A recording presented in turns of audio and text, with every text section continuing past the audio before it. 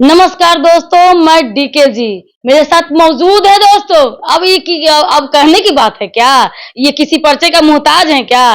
लेकिन देखिए, बच्चों के हित के लिए हमेशा वे काम करते रहते हैं। बाकी तो आप तो सब तो जानते ही हैं।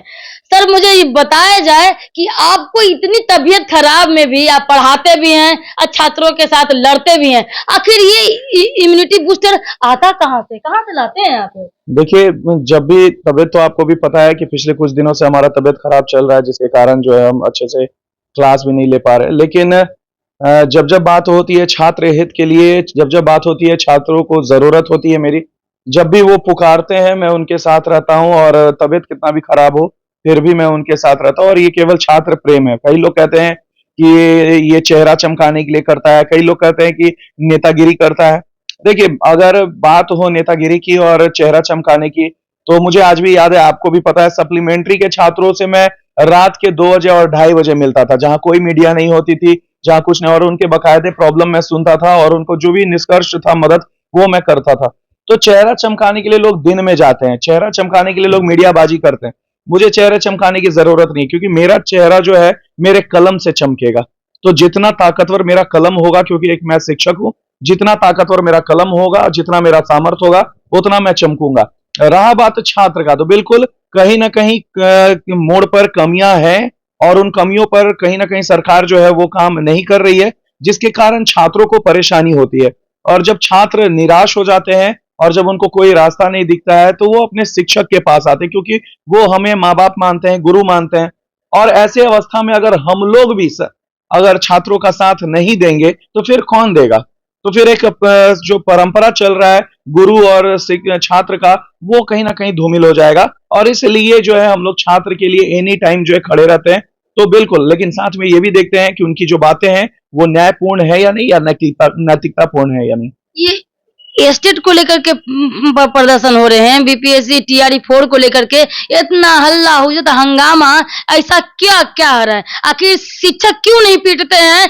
बच्चे ही क्यों पीट जाते हैं? एक इसमें आते हैं नेता, क्या बनते हैं, कोशिश करने में लगे हुए, उस गाने में दिलीप कुमार। ये समझ में नहीं आ रहा है कि गुमराह करने की कोशिश में या नेतागिरी। शिक्षक है तो पढ़ाने का काम करे कि नेतागिरी करने का काम? ये क्या लगता है आपको? देखिए, दिलीप का जहां तक मैं बात करता हूँ, छात्र नेता खुद को कहते हैं और छात्रों के बीच में भी उनका एक अच्छा माहौल है। और जब भी दिलीप जी मुझसे भी बोलते हैं कि सर हमें समर्थन चाहिए छात्रों का, तो वो पर्सनली मुझे कहते हैं कि सर आप मत रैली में आइएगा, क्योंकि ये छात्र का रैली है और शिक्षकों का नहीं है। तो मैं फिर उसका सम्मान करते हुए नहीं जाता हूँ। तो जहां बच्चे बोलते हैं कि नहीं सर आपको आना जरूरी है, तभी मैं जाता हूँ।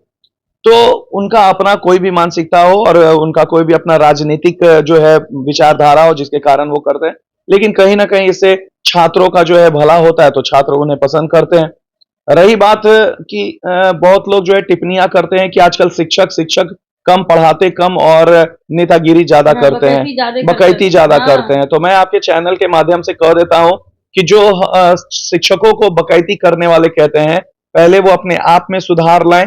अगर आप पूरी ईमानदारी और निष्ठा से अगर अपना काम करेंगे, तो शिक्षकों को धरना और शिक्षकों को आंदोलन में उतरने की जरूरत नहीं पड़ेगी। हम लोग के पास इतना फुर्सत नहीं होता है कि पढ़ाने के अलावा हर दिन हमारा रेवेन्यू लॉस होता है, हर दिन हमें कोचिंग बंद करने होते हैं। बहुत सारे छात्र जो पढ़ने आए हैं अलग अलग जिलों से, उन्हें परेशानियां झेलनी पड़ती है। तो हम लोग भी मजबूर होते हैं, तब जाकर के आंदोलन में साथ देते हैं।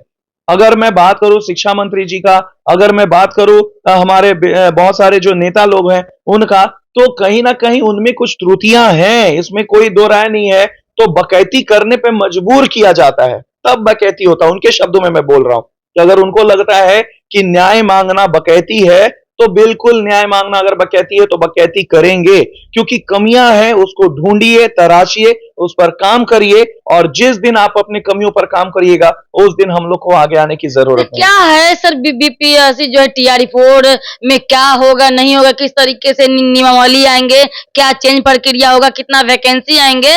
तो ये पूरा मुझे बताएं सर कि क्या नियमावली, क्या किस कारण से इतना जो है हंगामा कर रहे हैं स्टेट को लेकर, टीआरई 4 को लेकर के? क्या नियमावली आएगा, कब तक क्या आएगा, कितने वैकेंसी रहेगा? अब देखिए डीके जी, आपके चैनल के माध्यम से मैं एक सिंपल सा सवाल पूछता हूं, और ये कोई किसी को कटाक्ष नहीं है, ठीक है ना। बिहार सरकार की तरफ से जो नुमाइंदे हैं, उन्होंने पहले बोला कि टीआरई 4 जो है मई में आएगा।